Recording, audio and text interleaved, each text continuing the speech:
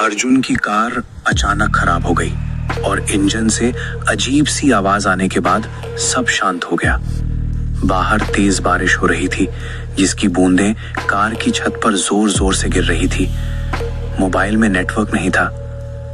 यार, अभी गाड़ी को बंद होना था। उसने स्टीयरिंग व्हील पर जोर से मुक्का मारा। यहाँ कहीं कोई गांव या दुकान दिख भी नहीं रही।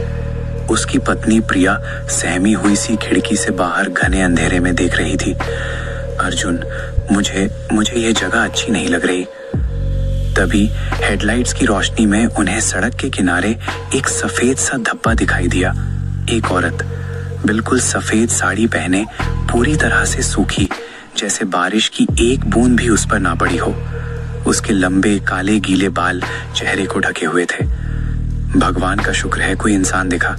अर्जुन ने राहत की सांस ली और खिड़की नीचे करके बोला, भाभी जी, मदद चाहिए? औरत ने कोई जवाब नहीं दिया। उसने बस धीरे धीरे अपना हाथ उठाया और सामने की ओर इशारा किया, जैसे कह रही हो, आगे चलो। शायद पास में ही कोई घर है। अर्जुन ने कार स्टार्ट करने की कोशिश की और अजीब तरीके से इंजन घुरघुरा उठा। वो कार चलाने लगे। औरत सड़क के किनारे किनारे चल रही थी, लेकिन उसकी चाल में कोई जल्दबाजी नहीं थी, बल्कि एक अजीब सी रुक रुक कर की गति थी। फिर भी वो हमेशा कार से कुछ कदम आगे ही रहती। अर्जुन, उसकी आंखें देख रहे हो? प्रिया की आवाज कांप रही थी। वो पलक तक नहीं झपक रही। सच में हेडलाइट्स की रोशनी में उस औरत का चेहरा बेजान सा लग रहा था और उसकी आंखें एक टक सामने देख रही थी। थोड़ी दूर चलकर एक मोड़ पर पहुंचने से ठीक पहले औरत अचानक रुक गई। उसने कार की तरफ मुंह किया। उसके गीले बालों के बीच से एक ठंडी, बिना भावना वाली मुस्कान दिखाई दी। फिर वो एक झटके में सड़क के किनारे लगे उस पेड़ की ओर देखने लगी, जिसके तने पर लाल रंग का एक पुराना फटा हुआ चुनरी का टुकड़ा लिपटा हुआ था। और फिर वो गायब हो गई। कहाँ गई वो? अर्जुन ने ब्रेक्स लगा दिए। कार रुक गई। दोनों की सांसें रुक सी गईं। सन्नाटे में सिर्फ बारिश की आवाज थी। तभी अर्जुन की नजर रियर व्यू मिरर पर पड़ी। वो औरत अब कार की पिछली सीट पर बैठी थी। उसके गीले बाल अब पूरी तरह से चेहरे से हट चुके थे और जो चेहरा दिख रहा था वो टूटा हुआ और खून से सना हुआ था। उसकी आंखों में एक गहरा खालीपन था। प्रिया की एक चीख गले में ही दब गई। उस औरत ने अपना टूटा हाथ उठाया और अर्जुन के कंधे पर रख दिया।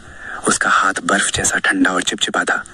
एक भरी हुई, रुला देने वाली आवाज कार में गूंजी, मेरी सवारी पूरी हो गई, अब तुम्हारी बारी है। अर्जुन ने तेजी से पीछे मुड़कर देखा।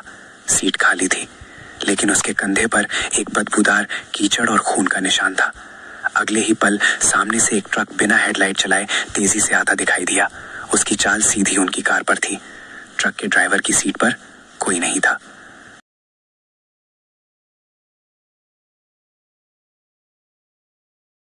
सुबह की खबरें। आज सुबह राष्ट्रीय राजमार्ग 48 के नजदीक एक सुनसान मोड़ पर एक कार का एक ट्रक से भीषण टक्कर हो गई। दोनों वाहनों के ड्राइवर और यात्रियों की मौके पर ही मौत हो गई है।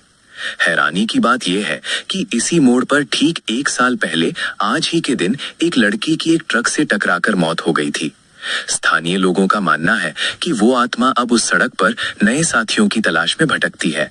बेटा, लाइक कर दो, शेयर कर दो, सब्सक्राइब कर दो बेटा।